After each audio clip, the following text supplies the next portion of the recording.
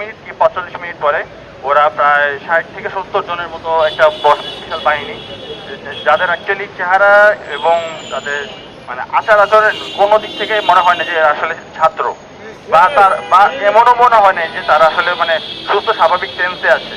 কারণ মানে ওরা ঝুলতেছে, মানে কিভাবে মানে ওদের মানে মুখ ভঙ্গি এক একজনের এক এক রকম, মানে দেখলে যে কেউ বুঝতে পারবে যে এরা আসলে মাদকাসক্ত অবস্থায় এখানে অবস্থান করেছিল।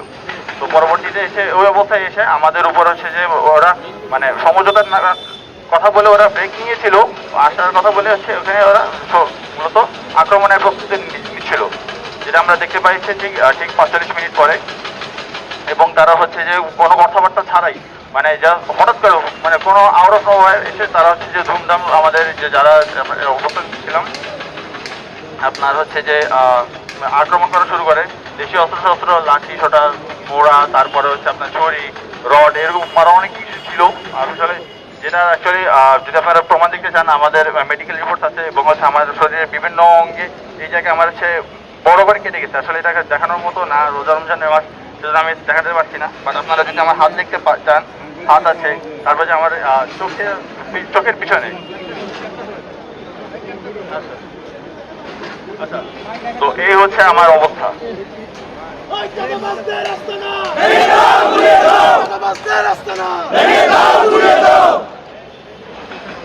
এবং চোখে ধারালো অস্ত্র দিয়ে আপনার আঘাত করা হয়েছে। আমার এই সবগুলা হচ্ছে পুলিশ কেসের আপনার রিপোর্ট আছে, এবং হচ্ছে আমি এখন মানে সত্যি কথা বলতে কি এখন আমি আমার জীবন নিয়ে আশঙ্কিত। এখন আমার এই এলাকার স্থানীয় লোকজন, আমাদের জন্ম, আমাদের দাদাদের জন্ম, আমাদের বাবাদের জন্ম এই এলাকায়। এখন আমরা যদি আমাদের এলাকায় এসব চাঁদাবাজদের জন্য যদি আমরা সংস্কৃতি নিঃশ্বাস না ফেলতে পারি, তাহলে আমাদের এখানে মানে এলাকার লোকজন হয়ে আমাদের লাভ হলো কি? বাইরে থেকে সন্ত্রাসীরা এসে আমাদেরকে দমন করার চেষ্টা করবে, আমাদেরকে দমন পীড়নের মাধ্যমে ওদের নিয়ন্ত্রণে রাখার চেষ্টা করবে।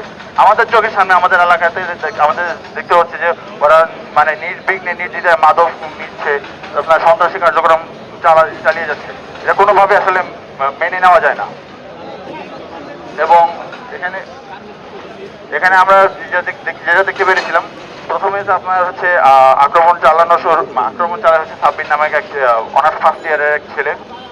দেন হচ্ছে যে পরবর্তীতে আমরা জানতে পারি এটার সাথে আপনার হচ্ছে ইয়াসিন, এবং হচ্ছে আরো ইয়াসিন ভুইয়া, তারপরে সাব্বির আহমেদ, এবং আরো অনেকে এটার সাথে জড়িত ছিল। তো যাই হোক, আপনার হচ্ছে এখন মূলত বিষয়টা হচ্ছে যে আপনাদেরকে এটা অবগত করার একমাত্র কারণ হচ্ছে আপনারা যাতে দেশবাসীর কাছে পৌঁছে দিতে পারেন যেখানে আমাদের মানে এটা শুধুমাত্র এটা আমাদের ইন্ডিয়া রোড না, পুরো বাংলাদেশের এটা একটা জাস্ট প্রতিফলন যে আসলে মানে আমরা চাঁদাবাজদের কারণে কি পরিমাণ নির্যাতিত নিপীড়িত হচ্ছে। আমরা এলাকার লোকজন হয়ে আমরা কিভাবে এটা মেনে নিব। এবং আমরা প্রধানমন্ত্রীর নিকট আমরা হচ্ছে যে বার্তা পৌঁছাতে চাই, জনাব তারেক রহমান, আমরা আপনাকে মন থেকে ভালোবাসি, আপনার বাবাকে মন থেকে ভালোবাসি। আপনার বাবার যে ভূমিকা ছিল এই 1971-এ এই যে আমাদের স্বাধীনতা যুদ্ধে, এটা বাঙালি জাতি কখনো ইনশাল্লাহ ভুলবে না। কিন্তু আপনি ওনার ঔরসজাত হয়ে আপনি এরকম চাঁদাবাজ সন্ত্রাসীদের আপনার কন্ট্রোল করতে পারছেন না, এটা আমাদের জন্য খুবই হতাশাজনক।